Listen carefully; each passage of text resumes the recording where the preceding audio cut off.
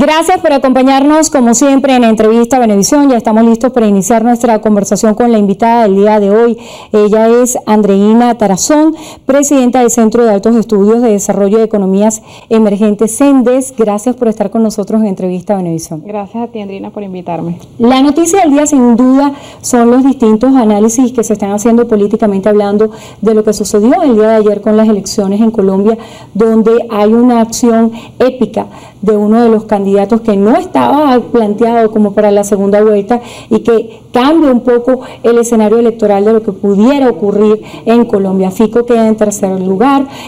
vamos a ver qué pasa con Hernández y las coaliciones que se conformen, se va a segunda vuelta. ¿Qué impresión tiene acerca de este evento electoral? Sí, el día de ayer pudimos ver todos y todas por los medios de comunicación de cerca este proceso democrático en Colombia, a pesar de las dudas, ¿no?, que siempre cierne el proceso colombiano, la capacidad que tienen los distintos actores sociales y políticos en Colombia para llegar a un entendimiento no solamente sobre la paz, sino sobre el rumbo que debe tomar este país. Observamos varios discursos de estos candidatos y uno de los temas centrales ha sido cómo restablecer, por ejemplo, las relaciones con sus vecinos, digamos en este caso con Venezuela. Creo que es un tema bien interesante en los discursos de todos los candidatos, es sin duda una señal que desde el pueblo colombiano, incluso desde quienes hoy dirigen los partidos políticos, es una necesidad pasar de página con esta política guerrerista contra Venezuela, y creo que bueno, hay un escenario bien interesante, hay una fuerza progresista en Colombia que viene emergiendo, que viene uniéndose, y bueno, tiene un gran reto de apostarle no solamente a la unidad de coaliciones internas dentro del progresismo, sino también lograr conectarse con todo el pueblo colombiano para que de una vez por todas pues Colombia retome la senda no solamente de su crecimiento económico, sino también que Colombia se convierta en epicentro para la paz en América Latina, que ha sido tan complejo durante tantos años. En esta propuesta de segunda vuelta se estarían confrontando dos modelos, el izquierdista Gustavo Petro y Hernández como populista. Hay una fractura de la política en lo tradicional y tener este candidato emergente que las proyecciones no daban, incluso no había participado en los debates que se hicieron públicamente, donde todo se apuntaba a que Fico pudiera quedar en esta segunda vuelta, nos habla de las reflexiones que se deben hacer acerca de la política en Latinoamérica y lo que está sucediendo en la región. ¿Qué piensa acerca de esto?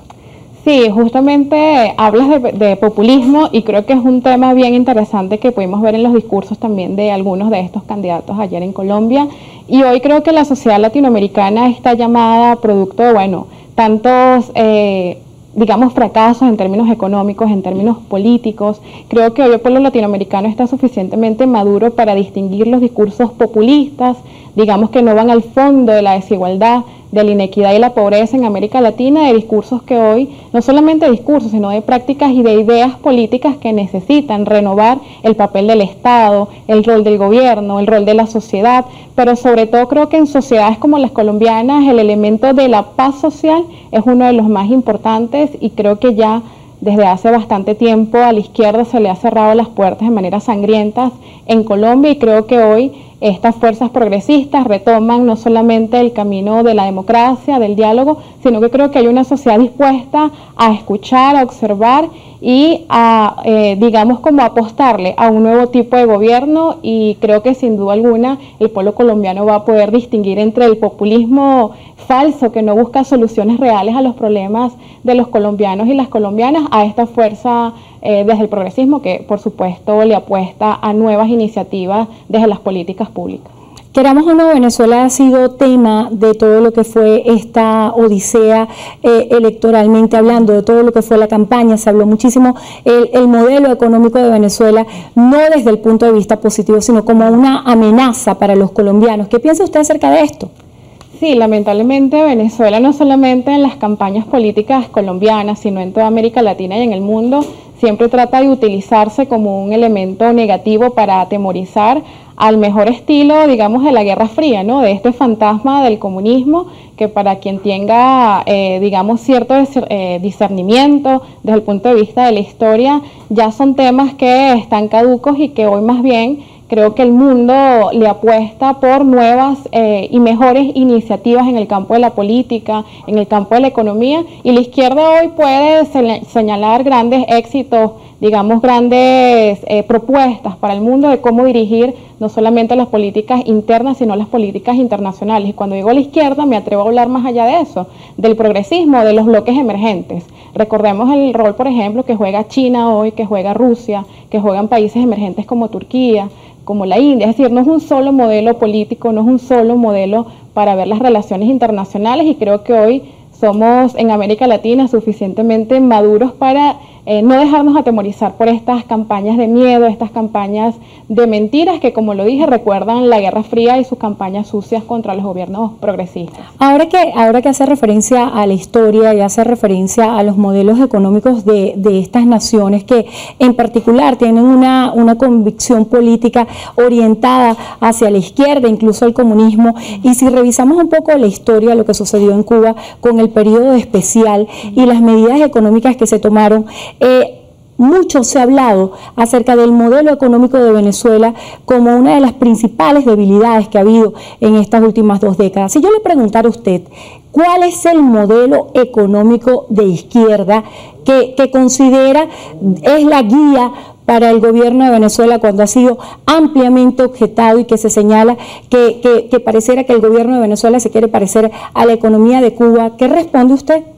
Sí, mira, lo primero que hay que recordar allí que es que justamente el contexto económico cubano y el venezolano están atravesados por un elemento internacional fundamental para entenderlo, que son las sanciones y el bloqueo económico de la principal potencia económica del mundo. En el caso venezolano no podemos recordar que se han ejercido contra Venezuela más de 500 medidas coercitivas unilaterales y que Cuba viene arrastrando con este bloqueo. Sin embargo, eso no exime, digamos, la ejecución de políticas económicas quizás erradas o que quizás no se han adaptado a la época en la que han debido transformarse o reformarse. Creo que en el caso venezolano nosotros y nosotras venimos transitando por un conjunto de reformas que, hay que decir, no han dejado de colocar en el centro el elemento fundamental de, digamos, el proyecto bolivariano o el proyecto del presidente Chávez, que es la equidad y la igualdad social como fin último, incluso de la economía y de la política pública. Sin embargo, hoy la realidad del mundo nos invita a tener no solamente que sortear con estas sanciones, sino también a darle apertura y a invitar también a un sector que históricamente, al menos en estas 2 décadas, estuvo enfrentado contra el gobierno, que es el sector privado del país. Creo que hoy todos y todas hemos comprendido que para que Venezuela avance y para que podamos sortear nosotras estas medidas contra Venezuela, estas medidas de bloqueo, hace falta, digamos, el concurso del sector privado, del sector público, de la sociedad, y vemos hoy un conjunto de políticas macroeconómicas en lo financiero, en lo monetario, en lo comercial, que vienen apostándole por un modelo que pueda transitar, digamos, hacia la diversificación de la economía, la industrialización, pueda abrirse mercados en el campo internacional, pueda atraer inversión extranjera, pueda generar mayor calidad de vida, que al final es, digamos, un fin fundamental de la construcción de modelos sociales como el modelo venezolano. Está haciendo referencia a un aspecto importantísimo y es la calidad de vida, y definitivamente el poder adquisitivo del venezolano se ha visto mermado en los últimos tiempos. Pareciera que los ajustes salariales que se hacen siempre quedan en rezago en cuanto a la capacidad que tiene el venezolano común para poder trabajar y obtener el beneficio usual, básico del día a día. ¿Cómo romper ese paradigma que políticamente hablando ha existido siempre entre esa rivalidad del sector privado y del sector público, y cómo generar la confianza que no se decreta, que se construye? Sí, primero habría que decir sobre, digamos, la disposición del Estado, del gobierno, de la sociedad y del sector privado en Venezuela respecto a la estabilidad salarial. Recordemos que Venezuela fue hasta hace muy poco, antes de, digamos, la recesión económica, fue de los países con el mayor salario, el mayor ingreso de América Latina. Eso te dice que en el proyecto político, en el proyecto de dirección del país, hay una importancia fundamental que se le da al salario y a la capacidad adquisitiva del trabajador y de la trabajadora. Pero sin duda alguna, pues ha sido uno de los estragos de esta situación de complejidad económica, del bloqueo, de la recesión económica, que hay que decir no solamente ha afectado a Venezuela. América Latina toda viene atravesando desde hace 8 años por una crisis profunda en lo económico, sobre todo los países dependientes de commodities, de materias primas, de la exportación de petróleo particularmente. Sin embargo, creo que hoy la realidad respecto al salario ha venido cambiando sustancialmente.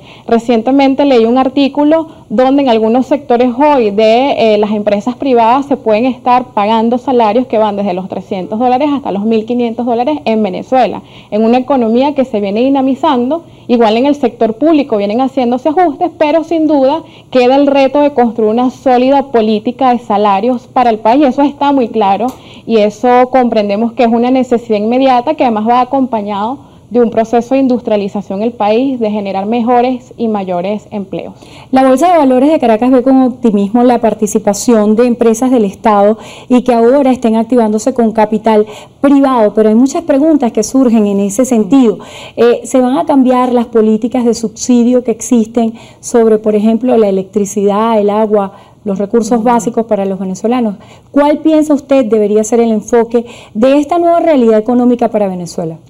Sí, creo que una premisa fundamental en términos económicos y sociales es la equidad y la igualdad, ¿no? Y en ese sentido creo que el gobierno nacional en materia de tasas de servicios públicos va a estar aplicando una política progresiva, es decir, que los sectores más desfavorecidos de la sociedad aporten en este pago del salario respecto a su capacidad adquisitiva, igual otros sectores que sin duda alguna vienen aumentando su capacidad en este periodo de aumento, de crecimiento de la economía, puedan hacer lo mismo, que es lo justo y es lo equitativo. Sin embargo, debemos decir que en esta apuesta, para que el crecimiento económico también pueda alcanzar para todos y para todas, el gobierno creo que ha comprendido que es necesario dinamizar y fortalecer las empresas públicas. Por eso también desde nuestro centro vemos con muy buenos ojos esta política del gobierno nacional, que sin renunciar el papel del Estado en la conducción de estas empresas, sin renunciar su rol rector en la economía, puede invitar también a inversionistas y al público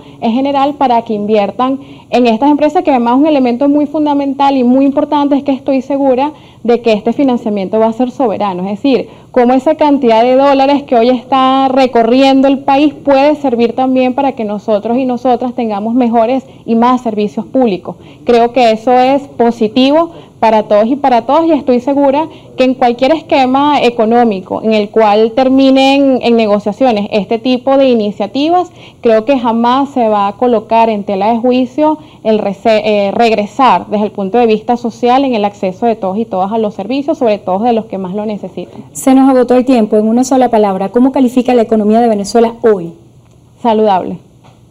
¿Saludable? Con signos de salud, sí. Y recuperación. Nos quedamos con ese término entonces. Gracias por estar con nosotros en Entrevista a Venevisión. Andreina Tarazón, presidenta del Centro de Altos Estudios de Desarrollo y Economías Emergentes, CENDES. Gracias por estar aquí. Y gracias a ustedes también por habernos acompañado. Hacemos una breve pausa. Al regreso más de Noticiero Venevisión. Quédense allí que ya venimos.